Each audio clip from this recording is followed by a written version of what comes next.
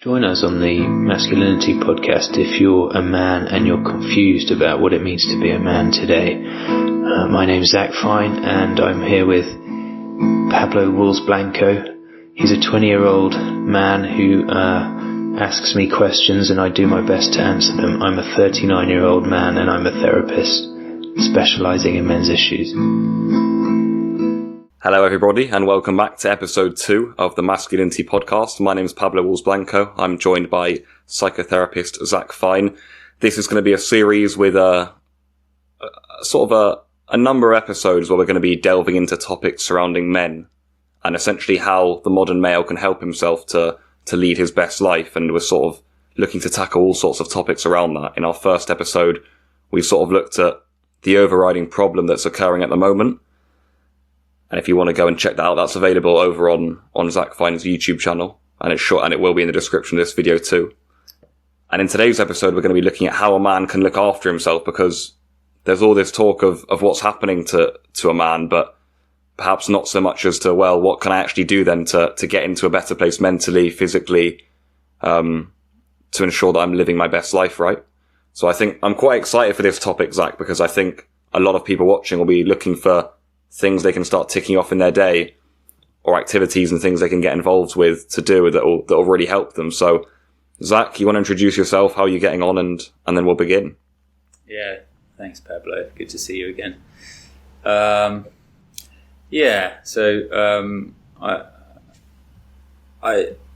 work as a therapist in talking therapy. So I'm a person-centered counsellor, which means that I have people in my therapy room, and I see them on Zoom for usually always 50-minute sessions. But that's just one. It's increasingly popular, and historically it was quite difficult to get men to come to therapy. And when I was training, I became interested in the reasons why. I thought, hang on a minute, what's going on? Why is that? Is it something to do with the men, or is it something to do with the therapists? And what I've increasingly discovered is it's often something to do with the therapists. It's not that men have a problem talking, it's that they have a problem finding places to talk. And again, just talking about your feelings isn't the solution to suicide and to distress. There's all these quite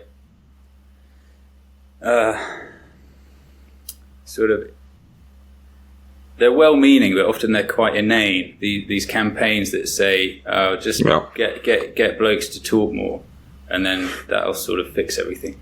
Because actually there's a lot of stuff going on underneath, in my experience, which is men are victim blamed. So they're often blamed for having mental health problems because they don't talk about them more. Yeah. We have to be quite careful and nuanced in that, because on the whole, this is generalizations, but on the whole, men deal with emotions in different ways to women. So often women might want to explore their emotions and sort of sit in that. And some men like doing that as well. But often men want to figure out where to take action, like understand the problem, and understand how to fix it, to create a solution. And that's not the right approach for everyone, but when a man is feeling very isolated and ashamed for different reasons, maybe something's gone wrong in his life, he may struggle to, if he starts to feel helpless and overwhelmed, he may lose sight of any action that can deliver him out of that hole. And often men can make quick changes and recover quite quickly if they're given the right support, where they can be given emotional support, but also be held accountable to identify the changes they feel they need to make, and then to make them, which isn't, I mean, it sounds quite straight. It is simple, but it's not always easy. It's sometimes very difficult, if you've been addicted, or if you're in a conflict dynamic with a partner or an ex-partner or whatever it is. I mean, there's got to be surely still such a huge stigma around that, though, right? I mean, I'm wondering how you found it in terms of getting male clients to actually come to you, because I think that even for me, when I've asked for help, it still doesn't feel like the most masculine thing to do, and I still think you almost like, even if it empowers you and you get a lot from it, you still get that feeling that like, I couldn't handle that on my own though. Yeah. As a man. So that's really common. I had that when I think one of my sisters suggested I went to therapy while I was in my 20s, and I was just like, no way. Yeah. Definitely not. But it's really interesting. I mean, I don't know that this is kind of anecdotal. I mean, I've only been practicing as a therapist since 2018, but in the last,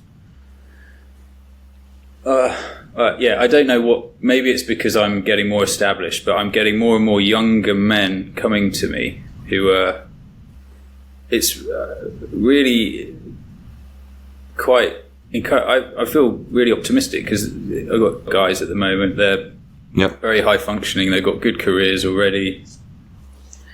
They've got partners establishing themselves financially. They're only 24, and they're already thinking about, how do I regulate myself better? How do I take more accountability and deal with my stress better and find healthier ways to own my own shit? And I'm just like, wow.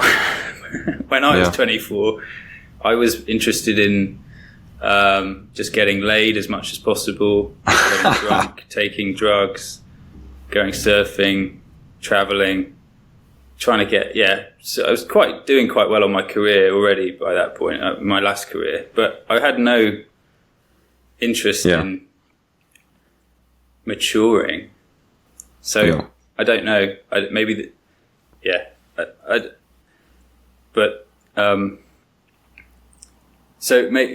think that's linked to what you just said, because I think the perception of asking for help is maybe changing. I mean, it's different for everyone, but this is a good segue into what are people in the therapy professions, and it's not all about therapy. It's not, everyone shouldn't get therapy necessarily. I think it's a really helpful thing to do. It has been helpful for me and other people, but it's not the only thing. And we should be critical. We should be able to think critically about everything, including therapy. So if you look at the past 100 years, loads of people have been getting therapy.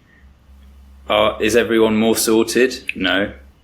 Yeah. So it's one option, but within the therapy professions, I think it's my responsibility as a man to find ways of creating the right language and conveying what's available here in a way that resonates with men who don't know anything about it. Because why should they? It's not, they're just normal men, normal people, and you don't have to have read loads of psychology books to be able to go to therapy. It's your therapist's job to hold your frame of reference. So if I was working with you, I would just talk about, I would see the world through your eyes. That's my job. And I would start sort of picking up on your vernacular, and you're into football, you're into whatever, you're training as a journalist. So I'd probably go down that road. But but one of those things is you're a man and you've got testosterone, and I know what it's like to have testosterone. But 83% of the therapists in the UK are women, and they don't. Well, they've got they've got some testosterone, but it's like 1 part to 10 parts estrogen, whereas a healthy man's got 10 parts testosterone to 1 part estrogen. And you know what it feels like to be an adolescent boy, Yeah. and a 18-year-old young man and a 20-year-old man now. And so I can relate to that because I've been there. We've got a lot of different, there's loads of other differences, but that's a pretty big similarity in terms of finding someone, a therapist you can trust. And so I think that's I don't think it should be underestimated how important the sex of your therapist is. And I've had female therapists as well, and female supervisors. Mm-hmm. They've all been excellent. So I don't have an axe to grind at all, but it's what I want to do is just take you through some of the quite surprising research around this in terms of therapy. So there's a colleague of mine who I really respect, John Barry. He's a psychologist, and he was the co-founder of the male section of the British Psychological Society, and that encourages research into male psychology as distinct from as its own field, because it recognizes that men are different. Yeah. So I'll just go through some of his findings. So he authored something called the Harry's Masculinity Report in 2021. So Harry's is that shaving brand. So I think they funded the research. Okay. And one of the points from that was the more men think masculinity has a negative impact on their behaviour, the worse their mental health is. So if you think about, I don't want to disparage my profession or any therapist, but having said that, I do think it's healthy to hold ourselves accountable and think, well, what have we been doing, or what's common practice? And I've been on trainings where that is the opposite to that. So I've been on one training where it's called the Duluth model, the power and control way of understanding men, and it says that men just want power and control, and that's why they engage in domestic abuse and domestic violence. And that kind of messaging, that radical feminist ideology is present in a lot of therapy rooms, I believe. Yeah. Okay. Maybe not in an explicit way, but in an implicit way. And I've had quite a few clients. Like, it's not just now and again. It's quite consistent. Quite a few clients, male clients, who have said, "Well, I've been to marriage counselling or couples counselling with my wife, and the therapist was female and kind of just told me off." That's what they say. She told me off. She took my wife's side. Yeah. And told me I needed to do that. I needed to change in these different ways. So that inherently is about that's not what was supposed to happen in therapy. So therapy is supposed to be non-judgmental. Yeah. And these guys, well, their experience at least has been that they felt very judged. Yeah. And didn't feel that there was empathy. So they're the two core conditions for therapy to work, and if they're not there, then it's almost like this re-education, the sense that if men come to therapy, it's an opportunity to tell them where they've been going wrong and get them to be more like women. Yeah. And I just think that is so unethical. You're taking their money and then you're shaming them into putting pressure on them via shame and judgment to to disown their own nature, even if that was possible, which there's no evidence that it is possible to change your own masculinity. So anyway, I don't want to get too far down that rabbit hole, but that's one of the things to watch out for if you're going to look for therapy as a man. You want to feel safe, not judged, and not shamed, definitely not shamed. Yeah. And if you start to feel that, just get out. Change your therapist. And challenge your therapist. Yeah. Zac, say I'm a young man and I come to you with various problems in my life. How important do you think you giving me the advice to step outside, surround myself with men, and do not necessarily a physical or, an activity that involves labour, but just an outside activity that surrounds me with other men and gets me involved in some sort of community? Because I recently went to a men's group in Cornwall and spoke about this sort of thing. And I think, especially now with social media, we can all get very caught up in trying to even look for help online or just through speaking. And they spoke quite a lot about the fact that not for all men, but for a lot of men, getting out and doing something is massive. It's vital. And I might come back to later the sort of, fitness and gym and all of that, but just starting, I want to get your opinion on the importance of that. That's the real medicine. So first of all, it's bloody expensive going to therapy, but you can join a football club, you could go to a men's group, you could go to an allotment, meet up at an allotment. It doesn't have to be just men, but there's something about meeting with just men where men get to be men without men's behaviour changes very dramatically when there's a woman or more than one woman present. So if the really magical thing about men's groups, and these can either be free or very low cost. I can give some examples actually if that's helpful. So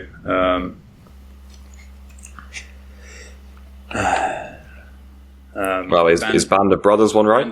Band of Brothers is brilliant. Yeah, so I was in a couple of Band of Brothers circles, one in Penzance, one in Penryn, in Cornwall.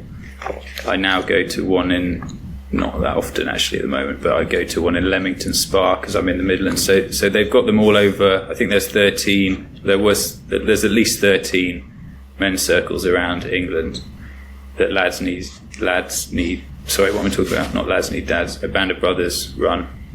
There's Andy's Man Club. There's Men's Sheds. There's Men's Pie Club. There's an online one called. I can't remember now. I'll put it in the show notes. But it's only £10 a month, and you can go. You can schedule them in. You can go to as many as you want. It's really good. And then there's also Mankind Project. So they do weekly online circles, and they're free of charge. The really nice thing about joining a local circle that's in person is that you develop a bond with the other guys, and it's really nourishing. And it may feel quite difficult to begin with, because it's a bit uncomfortable, and probably come up, you might notice you come up with reasons not to go, like, I'm a bit too tired, or I've got other stuff to do, because we're not used to it. We're used to be just in our comfort zones, and it is a bit edgy at first. It can be. I don't know what your experience was like going.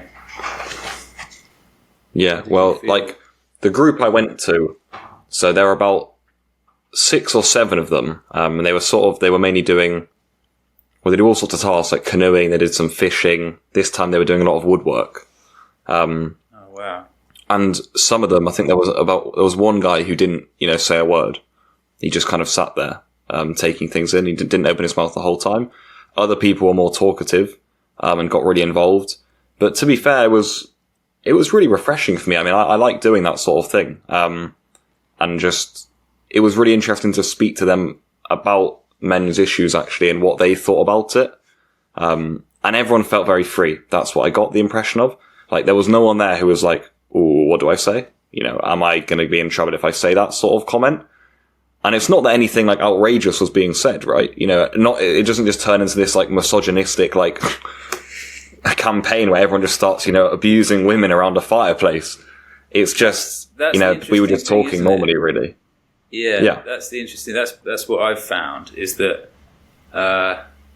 men aren't like that. They're actually incredibly sensitive and good. Yeah. And they can act like dicks if they're at the pub trying to show off to each other in front of women or whatever, but or not just in front of women, but the caliber and the quality of the conversation and the connection can be so much better when it's held in a intentional space. And to go back to your point about activities, men feel way more comfortable doing stuff together. That's how they share.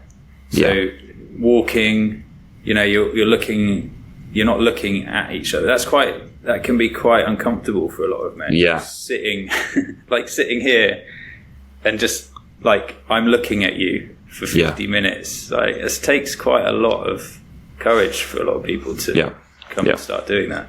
But if we go for a walk or canoeing or woodwork or something, there's a sort of way of getting into a rhythm. There's movement, and then the emotional processing just kind of comes at its own pace, and maybe it's not even spoken. Sometimes it's just being. You know, we spent hundreds of thousands, if not millions of years, sitting around fires. When did we discover fire? I don't know how long ago it was. 80,000, or is it even?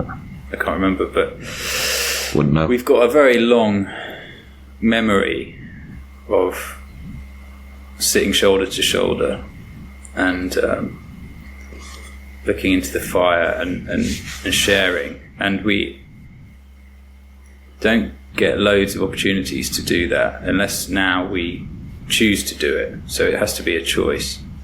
But the mental health benefits of being in a community are just massive, and you can actually feel it. In my experience, I actually feel like I've had medicine after spending time in the Band of Brothers. I just driving home, I just feel, wow, I feel good. And then the next day I can still feel it. It's really good. And you don't have to be in crisis to do that. You can just do it. Yeah. So I would always first encourage men to do that. And it doesn't have to look a certain way. It could be going for a surf with a couple of your mates, or a run, or a kickabout, or going to the pub. You know, there's nothing wrong with going to the pub. That's what we've been doing for millennia. Yeah. And, it's really beneficial. There's something really nourishing about making time for connection. So connection. Sort of linked to this, I feel nowadays, I don't know who it's come from, if it's people like Tate, if it's people like Goggins, we've got a message that, and maybe a positive one in a way, that physical activity is so important.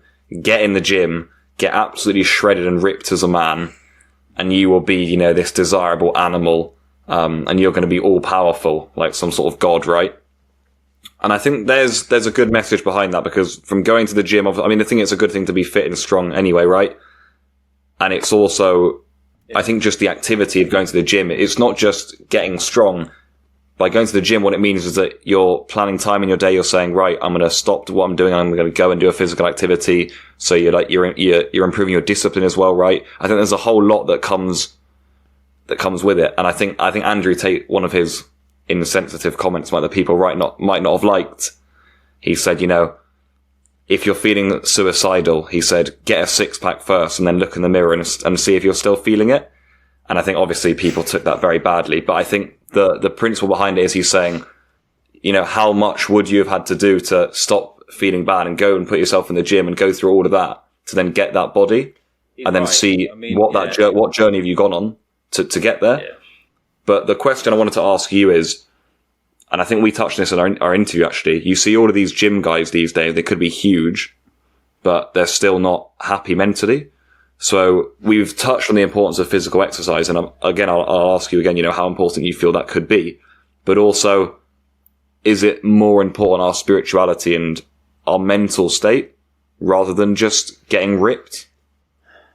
It's all important. It's about finding a balance and integrating different parts of ourselves. So getting to know the different parts of ourselves. So, some people are very intellectual and they're not really in their bodies, but they're perfectly happy. And they don't have very developed muscles, and they haven't really ever taken a kicking on a rugby pitch or by a massive wave, or gone wild camping and had a really horrible night's sleep and then just walked for 10 hours the next day. They've never experienced stuff like that, and they're perfectly fine. So they're okay. So no, everyone doesn't have to do it, but people, I think one thing that's going on is many people are pushing themselves a bit. I mean, I'm thinking of Goggins. Is he David Goggins? David Goggins, yeah. Yeah, he's a good sort of example of that. So he's written books and stuff, hasn't he, about just beasting himself and just pushing beyond his own pain barriers so many times. Yeah. And it is inspirational, but I've worked with people who have really severe mental health problems, and they start running and cycling and pushing themselves, and it can be a release, but it's not the answer. Okay. It's not the only answer. It's like maybe part of the answer, but often what's required at some point is actually low intensity movement, walking, swimming, actually just being in nature sometimes, and finding gentle stuff, and to sort of come down off that manic, intense hyper energy where everything's just kind of getting tighter and tighter and tighter, and more tension, and like, that's not peace. That's not inner peace. But it can be pretty invigorating and empowering. So it's okay. But it may, it's I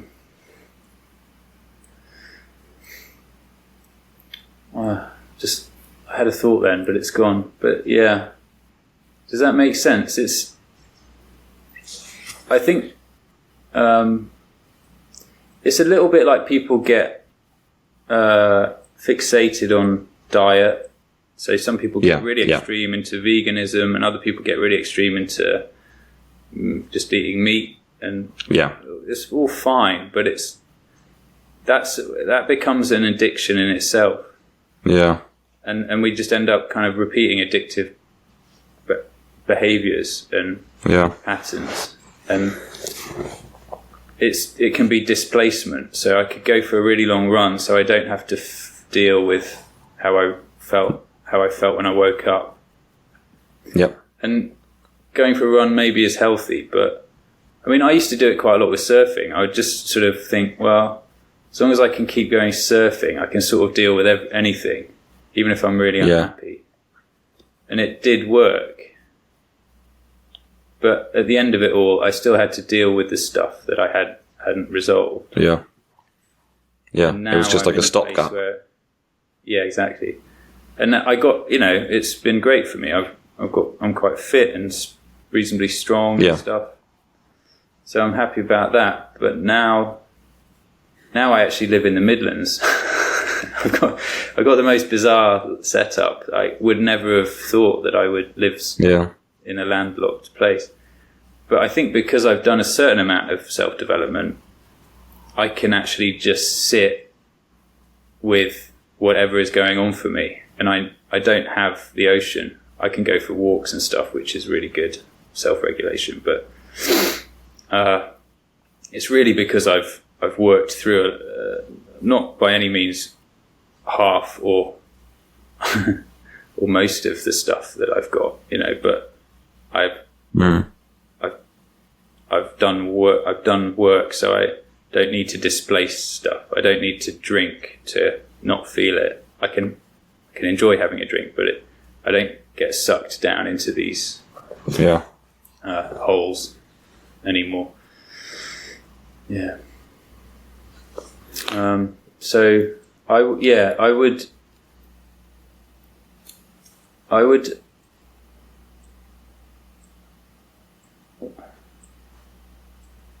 anything that makes you feel good within reason is good. So you can enjoy the benefits of getting ripped, but you can also enjoy the benefits of playing a team sport and having that community.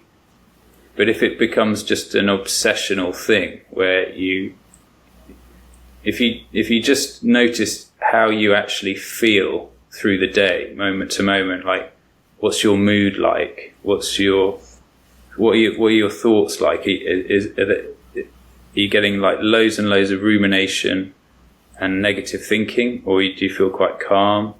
Do you feel quite worried all the time? If you don't feel very good in yourself, and yet you've got a really nice ripped body, I don't think it's worth the huge amount, because you don't get to enjoy it. You're probably better off just being like in between, but feeling quite relaxed. Yeah. I suppose then, to wrap up in a way, what would be not a bullet point list, but a few things you would suggest to men to start doing, to start thinking about, that can start to help them, almost to summarize what we've been going over. Take your friendship seriously. So schedule some quality time, maybe one-to-one time with people you respect and feel safe with, and they will be older. So I've got friendships with two men in their 70s, one guy in his 60s. I get a lot from time with them. I'm not saying this is how you should be, but this is just my experience. But I notice when I think back to when I was younger, I used to spend a lot of time with people who I didn't really get a huge amount of nourishment, like in terms of wisdom and life experience. It was just kind of messing about stuff, and often the conversations weren't particularly great or interesting or insightful. But I'm less tolerant of that now, and I think the younger you are, when you begin to realise that older people they have a huge amount of value if you spend time with them, and they want the best for you, so they're happy to offer their wisdom. So take your friendships seriously, and schedule some stuff in. Don't just let it be all random, and don't let it be just about getting trashed every weekend, because it's not that that's all, that can be cool and fun, but friendship's really important, and quality time with other men is really important. So have a look at some of these men's groups as well, and maybe try one of these. Just try it. Try the Mankind Project session, or call up Band of Brothers, see if there's a circle near you. So connection. I'd emphasise connection. It's good for you. Does that make sense? I had some notes here about more stuff about male-friendly therapists that I think is really interesting. Maybe I'll just rattle this off. Go for it. To wrap up, go for it. So this is also research that John Barry was involved in. He says male-friendly therapists are less likely to believe that the training they received was male-friendly, that patriarchy holds women back, that masculinity is simply a social construct, and they identified less as being feminist and less as being left-wing politically. So, yeah, I think that speaks volumes. And then he was involved in making some male-friendly therapy guidelines for the British Psychological Society, and there's 3 points in those guidelines that I thought were really interesting. One is that therapy for men and boys, as for any demographic, should be based on empathy and respect for the identity of the client within the human spectrum. Number 2, these are my numbers, they're not the numbers of the document. Yeah. Evidence-based approaches should be used where possible. Where this is not possible, approaches that are unlikely to cause harm to the patient should be used. It's pretty obvious, isn't it? Ideological approaches should be avoided. The controversy surrounding the patriarchy theory of men's mental health and questionable constructions of masculinity, which include negative traits, indicate that it is not popular with the general public, who are, of course, the potential clients of psychologists. And the third point, terminology that puts masculinity in a negative light, such as toxic masculinity, hegemonic masculinity, should be discouraged. Even if these terms are intended to describe specific behaviours, they almost inevitably imply that all men are dysfunctional in some way. There's a bit more. The term masculinities can also be problematic because it implies that masculinity is socially fluid without any core biological contribution. It is more helpful to understand masculinity as the result of interactions between social, biological, and evolutionary forces. Comes back to what you were saying at the start, right? About what works in therapy for men and what we're giving them at the moment. Cool. Great to see you again. Another good episode. Yeah, it's been my pleasure. Yeah, I hope you all enjoyed watching or listening. We'll be back again shortly for more topics. I'm very excited to get into some of them, actually. Yeah, I'm really getting into this. I'm glad we're doing it. And yeah, we'll be back in a couple of weeks. We're doing one every couple of weeks. Cool. Thank you all for listening. Goodbye.